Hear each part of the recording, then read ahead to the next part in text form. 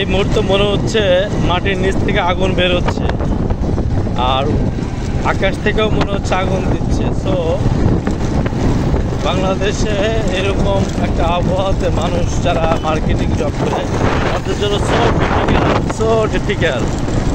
এত পরিমাণ হিট যেটা কল্পনার বাইরে। মনে হচ্ছে শরীরে ফুসকা পড়ে যাচ্ছে, মানে মানুষ মানে দাঁড়াই থাকতে পারতেছে না।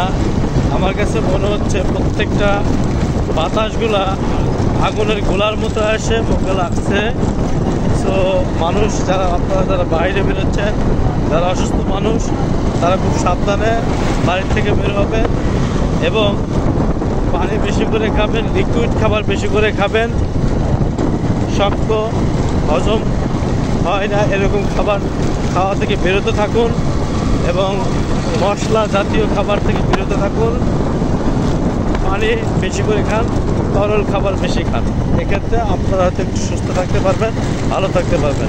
সবার জন্য অনেক অনেক শুভকামনা। আসসালামু আলাইকুম।